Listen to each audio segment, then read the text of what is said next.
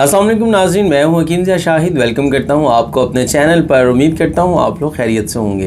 एक बार फिर एक नई वीडियो के साथ और एक नए नुस्खे के साथ आपकी खिदमत में हाजिर हूं। आज हम बात करने वाले हैं दानों के हवाले से। ख़ास तौर पर जो नौजवान लड़के लड़कियां हैं उनके चेहरे पर दाने निकल आते हैं और अक्सर वो पीप वाले दाने होते हैं, मतलब बहुत अजीब सा हो जाता है उनके लिए और काफ़ी परेशान होते हैं और बहुत सारी क्रीमें और मुख्तलिफ़ अद्वियात जो है वो इस्तेमाल करते रहते हैं। और जो आजकल मार्केट में क्रीम्स अवेलेबल हैं उनके साथ बजाय मसला कम होने के और ज़्यादा हो जाता है, स्किन जो है सेंसिटिव हो जाती है, बहुत सारे मसाइल जो हैं वो देखने में आते हैं। आज का नुस्खा आप लोगों के साथ शेयर करने लगा हूँ। एक तो वो नुस्खा बना के इस्तेमाल करना है, दूसरा इसमें सबसे अहम और एहतियात वाली जो चीज़ होती है वो आपकी खुराक होती है। सबसे पहले आपने बाज़ारी खाने बंद कर देने हैं, पिज़्ज़ा, बर्गर, शवारमा, इन चीज़ों से मुकम्मल परहेज़ करना है। अच्छा, जो लोग कहते हैं जी हम इन चीज़ों से परहेज़ करते हैं, लेकिन वो घर में ऐसी चीज़ें इस्तेमाल कर रहे होते हैं जिसमें हिद्दत होती है, गर्म अशिया का ज़्यादा इस्तेमाल हो रहा होता है, आपका लिवर इफ़ेक्ट हो रहा होता है, या आप सकील ग़िज़ाएँ ज़्यादा इस्तेमाल करते हैं, घी का ज़्यादा इस्तेमाल होता है घर के अंदर, सालन के ऊपर तरी बहुत ज़्यादा होती है, पराठे इस्तेमाल किए जाते हैं। ये सब चीज़ों से आपको परहेज़ करना पड़ेगा और ऐसी अशिया इस्तेमाल करना पड़ेगी जो सिंपल और सादी हो। मतलब सूखी रोटी खाएं, सालन वो लें जिस पे तरी कम हो, कद्दू हो गया, चपन कद्दू हैं आजकल वैसे आए हुए हैं, घिया कद्दू हैं, इस किस्म की चीज़ों का इस्तेमाल करें, सब्ज़ियों का इस्तेमाल करें। ये तमाम चीज़ें आप इस्तेमाल करेंगे, साथ में जो नुस्खा आप लोगों के साथ शेयर कर रहा हूँ वो इस्तेमाल कीजिएगा। इंशाअल्लाह वल अज़ीज़ आपको इस मर्ज़ से निजात मिल जाएगी। इसके अलावा एक और बात बताता चलूँ कि यही नुस्खा ख़ारिश वाले जो हज़रात हैं वो भी इस्तेमाल कर सकते हैं, या वो लोग जिनको खून के अंदर हिद्दत होती है। अभी जैसा मौसम चेंज हो रहा है तो अभी आप अक्सर लोगों में देखेंगे कि वो धूप में, मतलब सर्दियों के अंदर भी अगर वो धूप में खड़े होते हैं तो उनको सुइयाँ चुभती हैं, तो ये खून में हिद्दत होती है। इस मकसद के लिए भी आप इस नुस्खा को इस्तेमाल कर सकते हैं। इसके अलावा जो फोड़े फिंसियाँ बनती हैं उस पर्पज़ के लिए भी आप इसको इस्तेमाल कर सकते हैं।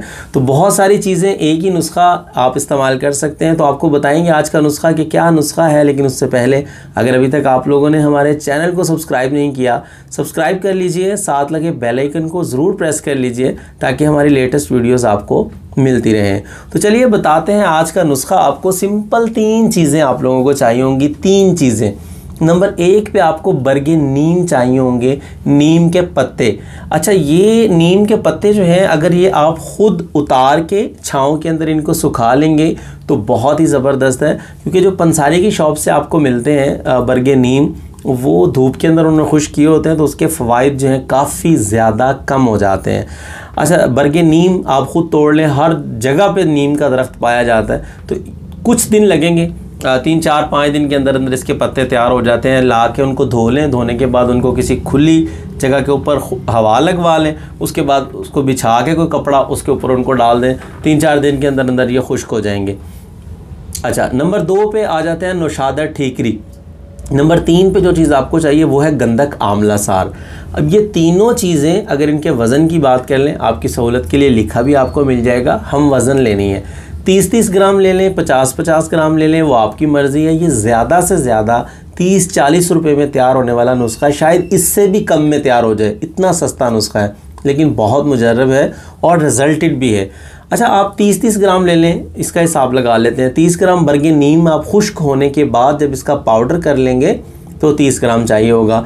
नौशादा ठीकरी भी आपको 30 ग्राम चाहिए होगा, गंधक आंवला सार भी आपको 30 ग्राम चाहिए होगा। इन तीनों चीज़ों को इकट्ठा मिक्स करके पाउडर इनका तैयार कर लें, सफ़ूफ तैयार कर लें। 500 मिलीग्राम वाले कैप्सूल आपको पंसारी की शॉप से मिल जाएंगे, 500 मिलीग्राम के आपने कैप्सूल इसके तैयार कर लेने, आपकी दवा जो है वो तैयार हो जाएगी। अब बात कर लेते हैं मिकदार ख़ुराक की कि कैसे इस्तेमाल करना है। तो दिन में 2 वक्त आपने इस्तेमाल करना है, सुबह और शाम।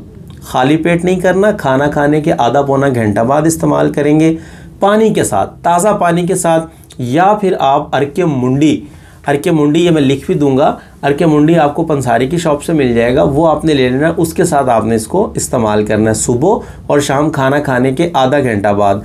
ये आपको कम से कम भी 1.5 से 2 मंथ तक रेगुलर यूज़ करना होगा, और जो मैंने आपको परहेज़ बताए हैं और जो खुराक बताई है उसके मुताबिक इस्तेमाल कीजिएगा।